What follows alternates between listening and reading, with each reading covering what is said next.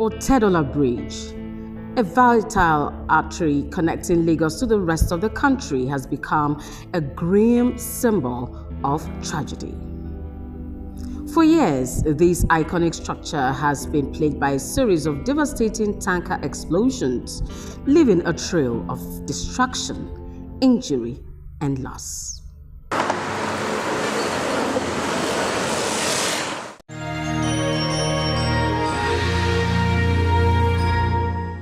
This is like a meeting point. This is the Otedola Bridge, the famous Otedola Bridge. Now, let me show you where all these cars are coming from. Now, the cars coming from here, they are coming from Ikeja and most parts of the mainland.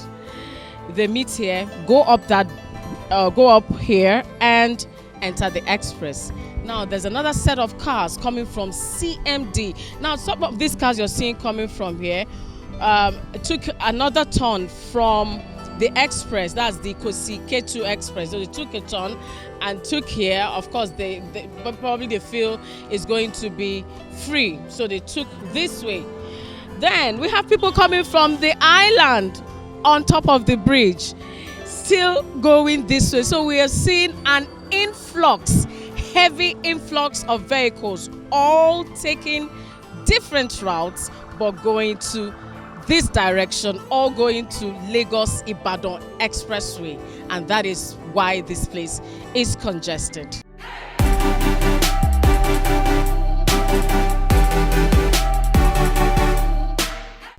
One of the most tragic of incidents that happened along the bridge occurred on June 29, 2018, where a total of 54 cars and commercial vehicles were allegedly gutted by fire, and 9 people reportedly died after a petrol-laden tanker crashed and exploded on the Otedola Bridge, Lagos end of the Ibadan Expressway. On September 20, 2019, a diesel tanker fell off while driving along the Otedola Bridge. Then, on October 10, 2019, a tanker carrying 33,000 litres of fuel driving towards Berger had an accident resulting in fuel spillage on the road. 4 victims were said to have sustained injuries due to the accident, according to Lagos State Emergency Management Agency, LASEMA. Now, on October 12, 2019, a tanker with full capacity of 45,000 litres of petrol fell at the bridge. The fuel was immediately transloaded by the Lagos State Emergency Management Agency to avoid explosion while causing major traffic. May 5, 2020, loaded tankers laden with kerosene and diesel had a head-on collision in Ward Berger. No casualty was reported. 21st of the same month, another tanker collided with a bus, killing 1 and injuring a few others. On October 17, 2020, a container truck loaded with fabric collided with a petrol tanker. Now, both vehicles were completely razed in the fire caused as a result of the collision. The Lagos State Police Command said that no life was lost to the accident. Now, a few months later, December 20, 2020, 11 people sustained injuries when a tanker loaded with diesel exploded on the Otedola Bridge, again on Lagos-Ibadan Expressway. Now, March 27, 2020, a tanker filled with petrol collided with a truck carrying a container. 7 vehicles were burned. May 28, 2021, a fuel-laden tanker was gutted by fire while descending from Otedola Bridge, which resulted from electrical faults developed while on motion. It led to disruption of vehicular movement for hours. These repeated incidences call for immediate action to be taken by the government to bring to minimal these consistent tragic events in the area. According to safety professionals, the solution is not far-fetched if the causes were effectively dealt with and proper implementation properly carried out. Otedola Bridge, like other bridges or other routes, actually, it's about the road network, it's about behaviors, it's about machines. When accidents happen, you want to ask, not naturally, what caused accident or what will cause an accident? You know, majorly, all accidents are caused by either machine failure, human factor, human error, and the rest of them. And accidents are caused basically by what we refer to as unsafe condition and unsafe acts, generally. There's a third aspect of it, you want to say force majeure. People may call it the act of God, as it were, or natural consequence of issues happening around. The same thing gets to happen like that. So when you talk about unsafe conditions, you're talking of the environment, the place you find yourself, the things around you. What are the unsafe things that can result to accidents? When unsafe conditions meet unsafe acts, the actions of man, the actions of humans, and actions of others around that kind of unsafe environment or safe condition, accident is most likely to happen. Otedola Bridge is one place that, of course, when you're coming into Lagos, most people don't know that. As you're approaching Lagos on the Ibadan Expressway, after that point, you're going to be descending like a slope to climb up again to come up to the secretariat point towards the toll gate. That's the bridge, right? So as it is, you can see the topography already makes you know that you're going down a slope and going up, as it were. Now, most vehicles, most tankers, when tankers are going fully laden, it has products in it. And when you have products inside those tankers, of course, liquid products, you know. If it's, no matter what you do, you probably have some clearances somewhere up there when liquids are filled up in the tanker. And those tankers are supposed to be segregated bulkheads. So when you have the liquids in one compartment onto the other ones. Now, when you're going down a slope, a vehicle accelerates as much as it does. When the vehicle is moving, it attains the speed, you know, it's moving on. When it stops suddenly for any reason, the body continues moving in a direction. That is, you know, it's the dynamics of, or in physics, as it were. You keep moving. That's why if somebody's in the vehicle and you slam on your brakes suddenly without a seat belt, you could fly out through the, you know, through the windshield, because your body attains the speed that the vehicle has, you know, has built up, the momentum. So when the vehicle stops suddenly, the body keeps moving. So if you don't have a seat belt on, that's why we propagate seat belt, you know, the seat belt usage. When the road safety stops you on the way, you're like, it's my business. It's not your business, our business too, because we'll come here and talk about it. You will lose, I mean, your families will lose you, you inconvenience society and the rest of the people. And so those things are there in place. When drivers, I don't know how many times they get tested, really. Let me use the word. Some of them, unfortunately, are high on something. You know, so these rules are there, because I know that even the federal road safety is doing a great job. I'm a special marshal also, and we go about sensitizing these people continuously on these things that will happen. You know, this other time, the World Safety Organization and the Safer Global Institute were at the road safety office, working in hand, you know, in tandem with them to sensitize the people on what necessities that must be observed when you're on the road. There are also the roadside safety issues. Now, when you're going down a slope with a tanker laden with fuel, liquid products, you know, the tendency is that the force of the product, the weight of it, is also pushing on. So when the driver steps on the brakes for any reason, he will consider the application, the weight that is coming behind him. So even when he stops, that's the time you see when some tankers or trailers, big vehicles stop, they will screech, the brakes will screech because they have stopped actually, but the weight behind is still pushing them forward. Those things are there. Despite the initial shock and promises of improved safety measures, the explosions continued. In the aftermath of each explosion, there have been calls for stricter regulations, improved driving training, and enhanced emergency response systems. The government has taken steps to address these concerns, but the challenge remains to ensure lasting change. When a vehicle attains a particular speed, even for smaller vehicles.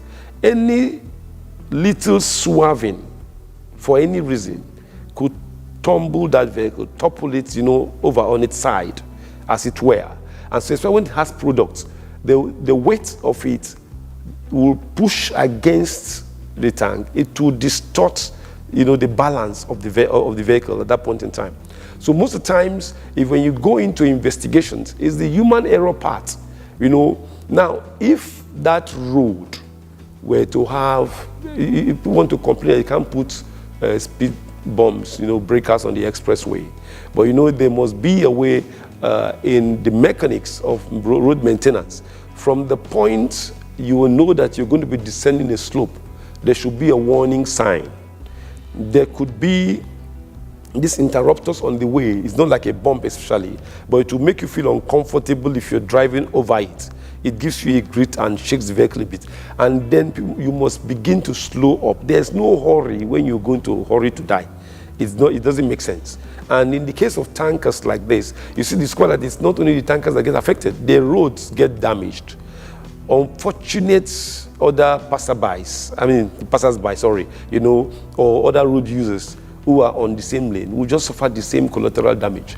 Because going down the slope, for instance, when the tanker falls and it spills fuel, and when the fuel goes all the way, what you have is the problem of a conflagration, what you now call the inferno, as it were.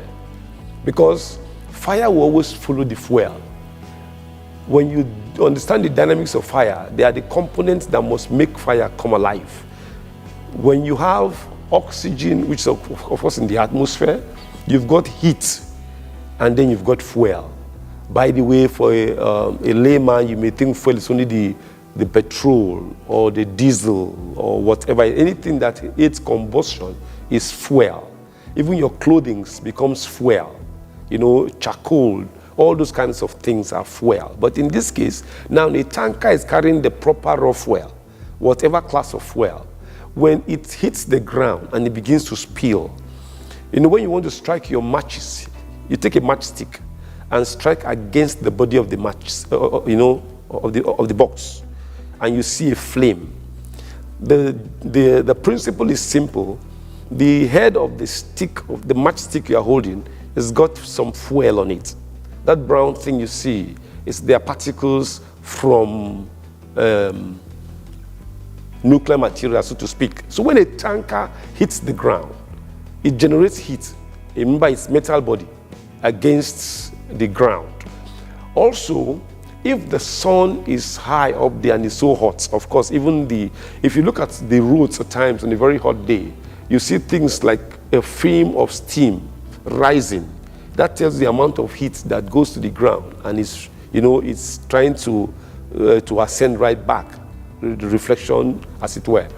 If any fuel drops on such a hot surface, that's already heat. It will definitely ignite. And so that's why when tankers fall, you want to avoid tanker accidents as much as you can. Now, I see some people driving behind a tanker. A tanker is going up a hill, and I don't know what hurry you are in. You begin to go right close up behind the tanker. You don't love your life. That's just a dangerous way to live. You don't want to overtake a tanker on the blind side, because even the driver may not see you. Because those are I'm talking of human factors now also. Some other road users may just cause a tanker driver to panic. Maybe he didn't know you were there in his mirror. He just sneak up and probably maybe to avoid you. He could swing too hard. Depends on his mood, but he's supposed to be trained to not to be in control. You almost always overtake on the left-hand side of the driver. That's the view where he sees you more. Of course, the mirror should make him see you, but it's an angle you could get under. The driver will not even see you. Those are high vehicles up there.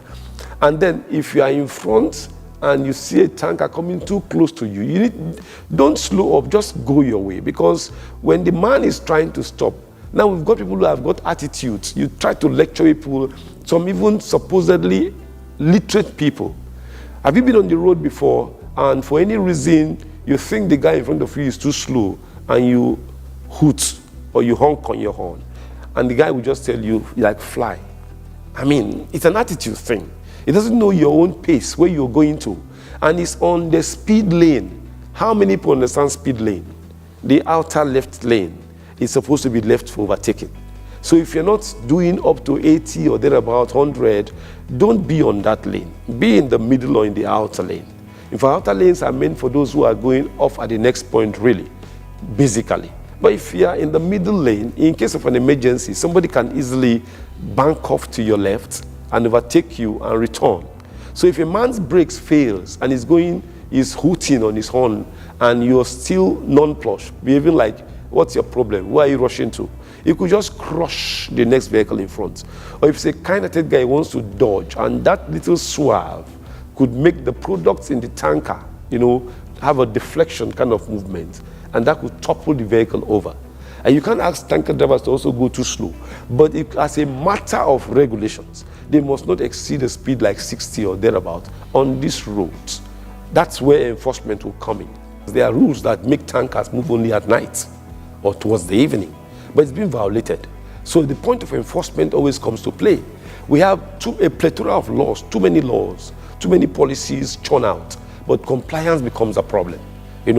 Where as ambassadors of the safety profession, we go out there, even do pro bono, sensitization programs as a World Safety Organization. We do pro bono. We get to engage people and make them safer ambassadors. SAFER is safety and emergency response ready ambassadors. We want to believe that if you have in every 3 to 5 persons, at least one competent person will go sane very soon and will know what to do in case of an emergency. Okay, now you have those kind of things. Because even if those in government, if they understand these principles, when they are awarding contracts to building roads and the rest of the stuff, it will be calculated into, the project. You don't just put a road, no matter how many lanes you have, and then just like we have in Lagos, the BRT lane, it's brought some level of sanity to the point where vehicles know they can't enter the BRT lane. If they do, and of course they contravene the law, they pay heavily for it. At times they confiscate their vehicles, and there's no compromise on that by Lamata on those kind of issues. So I think the same thing will happen to those kind of, when you begin to put together policies, it's a general thing.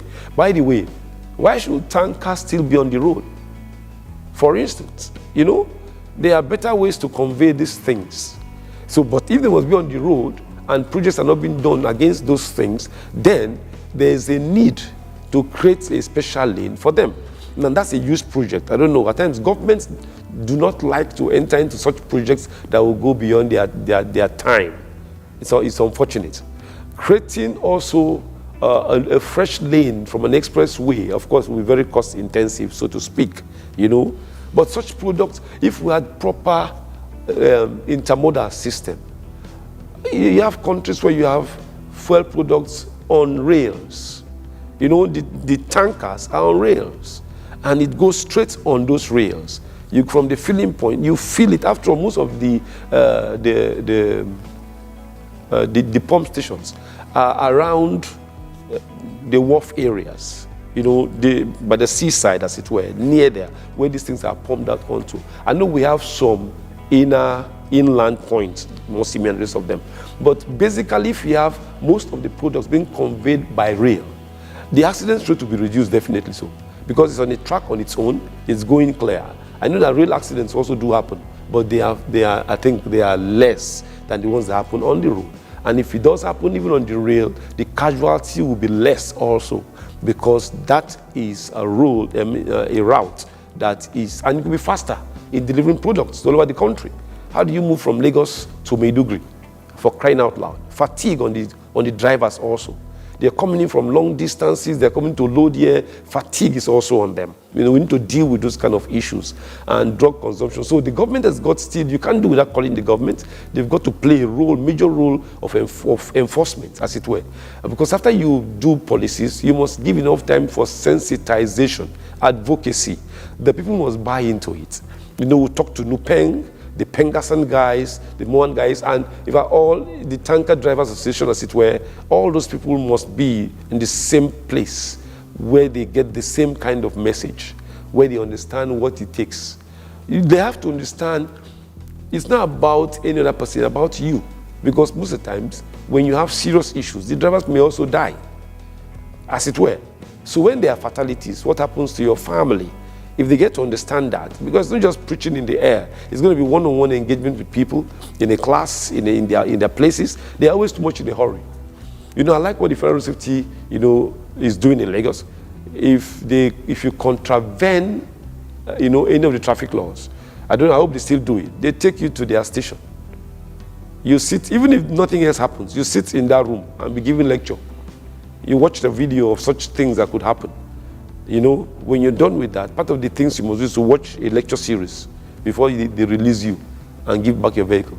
Now, that is very, very instructive. We need to do that continuously.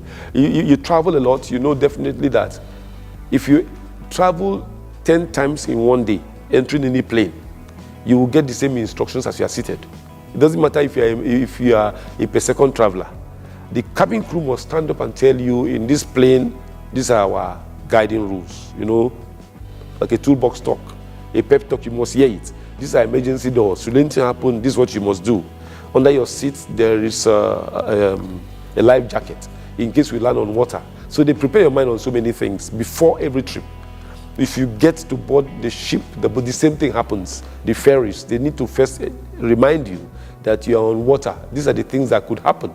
If this happens, this is what you should do. So before tanker drivers get to move, before anybody gets to leave a base, there should be the culture of, so if there have to be a bay where we advocate that as you're coming towards the expressway, thank God for the road safety office that is there, we'll build a bay. You enter there and get a 5 minutes, 10 minutes lecture that could put your head in a point of correction, and then you move on holistically. Looking for just who else to blame and blaming this and that, it will be continuous. But you see, in all accidents, the percentage of human error is very, very high. Rising questions concerning our space. Learn more about people.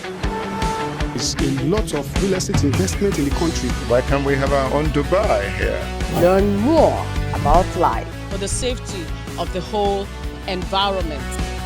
Learn more about community. This is a community where we have a lot of engagement around. You can see this is very cool. Learn more about impact of government. We have to adapt to the rules and regulations of Lagos State. The Lekki Port and the oil industry over there. It's our space. It's space.com. Watch Space.com every weekday on LN 24/7.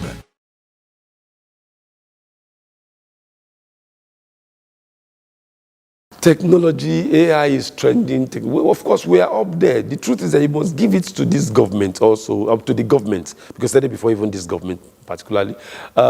It's not enough, but technology is being deployed. That's why when you hear me talk, I keep referring to the human angle. There's the human angle, there's the machine angle, the mechanical angle, those kind of things, as it were. For instance, the policy came up to have speeds, the speed limiters. You have speed limit devices in vehicles, even in tankers. You can't go beyond this speed. How many tankers have them right now? So that's about monitoring, enforcement. You must put that in place, You have, even in Lagos, I know that, I don't know what is on the bridge now, they are speed limit detectors. They will just tell you you've gone beyond your speed limit, and they send you a ticket. But how much they monitor those kind of vehicles is a different thing. That's what we're talking about now. Now, AI can be deployed to look to find out those kind of things, as it were. Install them in everywhere. Install devices rather everywhere to give you real-time monitoring of events, so that you can have proper responses. Without real-time monitoring, it becomes difficult to have, most of these things happen. In safety, we discuss things like near misses. How many near misses could result in one accident? Near miss means that I passed over this point, I tripped the first time, I didn't fall, but I didn't report it. I didn't even query why I tripped. Is there a wire that shouldn't be there? I overlooked it. I passed the second time, I slipped. Somebody poured water on the floor or oil and did not clean it and did not call somebody's attention to it. Just walked. It's an attitude thing. So I slipped. I was like, I'm in a hurry, let me go. I didn't report it. I didn't query whose job it was to do that thing, that assignment. It's this small little foxes that spoil the whole vine. If you don't make the difference in life, it will remain like that.